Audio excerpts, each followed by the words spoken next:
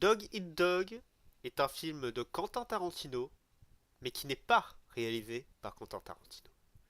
Bonjour à tous et bienvenue sur Génération Y. Aujourd'hui, Ipsy critique Dog Eat Dog, un film réalisé en 2016 par Paul Schrader. C'est pour ça que je disais qu'il n'était pas réalisé par Quentin Tarantino.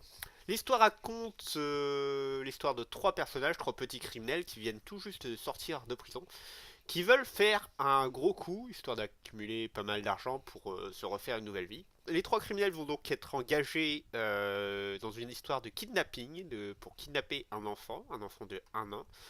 Bien entendu, ça va très très mal se passer, et je ne vous révélerai pas la fin pour ne pas trop vous spoiler, mais sachez qu'il va y avoir pas mal d'embrouilles, et que nos bons compères ne vont pas forcément s'en sortir sans conséquence. Les trois personnages principaux sont donc joués par Nicolas Cage, William Dafoe et Christopher Matthew Cook, qui n'apparaît pas sur l'affiche ni sur les boîtes de DVD. Je suis très très déçu parce que il fait partie des trois personnages principaux, autant que William Dafoe et Nicolas Cage.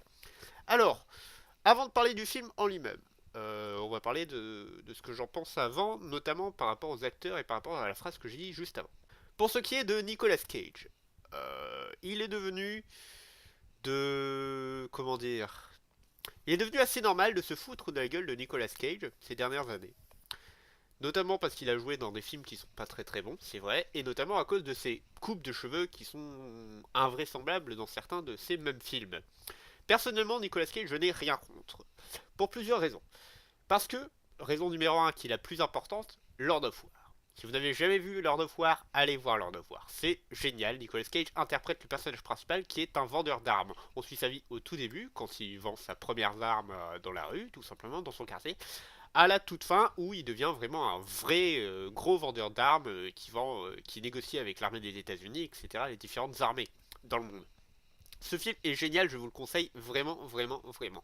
Rien que pour ça, Nicolas Cage a remonté beaucoup dans mon estime.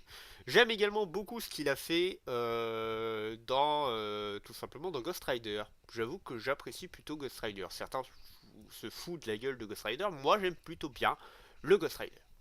En parlant d'adaptation de super-héros, parlons de Willem Dafoe, qui a été le bouffon vert de la trilogie de Sam Raimi, Spider-Man, excusez-moi, et qui a été génial, absolument génial. Willem Dafoe, pour moi, on comprend. Je fais partie des personnes qui ne comprennent toujours pas comment ça se fait qu'il n'a pas encore interprété le Joker.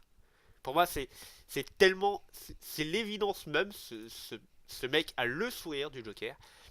Mais bon, on ne comprend pas tout d'Hollywood, hein. Et Matthew Cook, Christopher Matthew Cook, que je ne pense pas connaître, qui a joué dans beaucoup de séries apparemment. Mais personnellement, voilà, je ne le connais pas personnellement. Pourquoi j'ai dit que c'était un film de Quentin Tarantino sans qu'il soit réalisé par Quentin Tarantino? Parce que l'esthétique prend beaucoup à Quentin Tarantino. Et en fait, je me suis dit qu'en fait, non. C'est en fait l'esthétique que Quentin Tarantino a pris au vieux film. Paul Schrader, qui est donc le réalisateur de ce film, a déjà réalisé plusieurs films, mais il a été notamment scénariste pour Martin Scorsese, notamment pour Taxi Driver.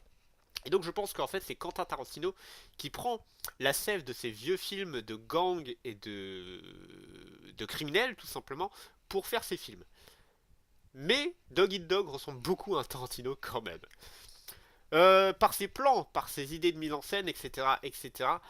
Plusieurs choses quand même qui sont typiques de ce film et que je n'ai pas vu dans Quentin Tarantino, c'est l'utilisation des ralentis et des accélérés. Il y a pas mal d'accélérés, notamment pour nous faire comprendre que les gens sont en voiture, on s'en fout de ce qui se passe, donc on accélère une séquence juste avant, juste pour nous faire comprendre que ça va très vite. L'utilisation du noir et blanc, qui honnêtement n'est là que pour faire une blague ennemie. On le voit notamment tout au début. Et en fait, c'est pour pas qu'on remarque, j'ai l'impression, la couleur des vêtements d'un des personnages, pour juste la blague, en fait, un peu plus tard. T'étais pas obligé de le faire. Je comprends l'idée de la mise en scène pour la blague, mais du coup, ça fait une mise en scène pour une seule blague. Moyen. Le film est un film de mafieux, de criminels, assez classique. Les criminels sont engagés dans un truc qui va foirer. Il va y avoir des morts, il va y avoir des flics, il va y avoir des braquages, et les criminels vont nous raconter un peu leur vie, toute leur vie en fait, tout simplement, tout ce qui les a amenés à là, et puis surtout la situation présente et tout ce qui se ressent dans la situation présente. Quand j'ai vu le film, je me suis dit oui, c'est un film très très sympa, c'est un Tarantino très très sympa comme je vous l'ai dit tout à l'heure. À la toute fin du film, le dernier plan, j'ai eu un déclic et je me suis dit waouh, en fait ce film, c'est une métaphore de la vie. Là, je vais m'adresser à ceux qui ont vu le film. Si vous ne l'avez pas vu, je vous le conseille. C'est pas le meilleur film que vous ayez vu. Je suis d'accord avec vous, mais je vous le conseille quand même. Le tout début du film commence dans une maison familiale, avec une mère et une fille. Avec un héros qui va devoir se séparer de cette mère et de cette fille, et de cet environnement qui est très très très très familial. C'est le début de la vie, c'est l'enfance. Un peu plus loin, on voit que les héros s'éclatent, notamment avec des substances illicites, etc. C'est typiquement l'ado qui fait la fête. Typiquement. Un peu avant, en plus, un peu après, pardon, on a la sexualité qui arrive. Pareil, l'adolescence. Je vais pas analyser tout le film, je vous rassure.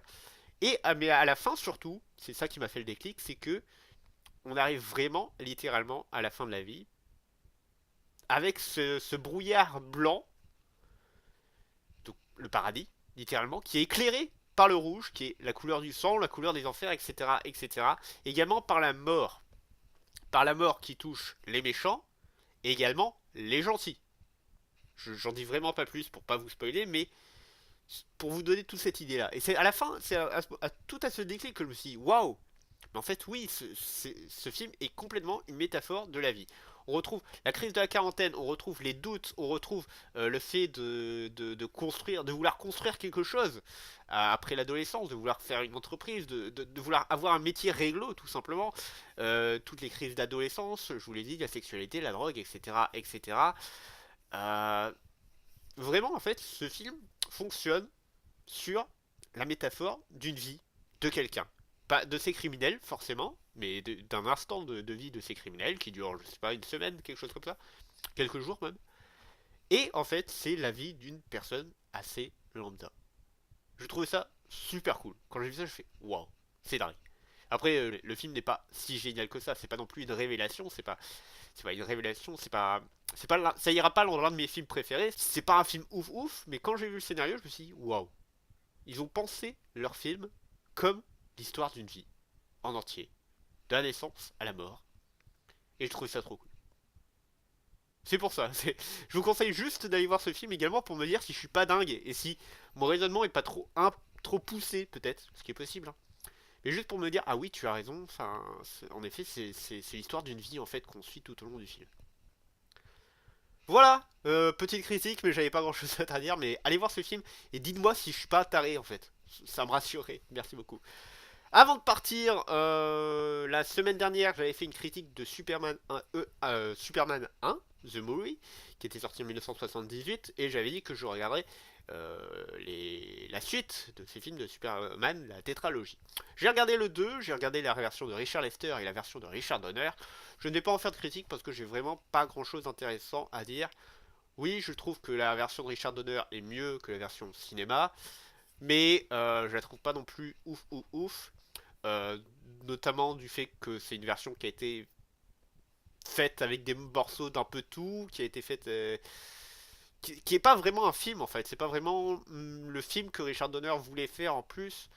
C'est avec plein de bouts de la version Richard Lester en plus. Ils ont juste coupé le comic et ils ont juste pris les versions que Richard Donner a filmées, plus les versions test qu'ils avaient fait avec le casting, etc., etc. Ça se voit, je trouve. Je trouve que Superman 2 Richard Donner Cut n'est pas un film fini, ça se voit. Et la version de Richard Donner, la version de Richard Lester, pour moi, n'apporte pas grand chose, peu importe la version. Celle de Richard Donner est un peu plus logique. C'est tout ce que je dirais, mais j'aurais rien d'autre à dire dessus. Bref, j'espère que cette critique vous a plu. Si c'est le cas, n'hésitez pas à cliquer sur j'aime, n'hésitez pas à commenter, n'hésitez pas à vous abonner. Et n'hésitez pas vraiment à aller voir Dog Eat Dog pour me dire que je ne suis pas fou ou que je vais pas trop loin dans mon analyse. Mais pour moi, ce film, c'est la vie, en fait. Ce film, c'est la vie. La critique, il ne veut rien dire. Ce film est une métaphore complète de la vie, de la naissance à la mort. Voilà, je n'irai pas plus loin, j'espère que c'était assez clair. Je vous fais plein de bisous, plein de câlins, et je vous dis à la prochaine.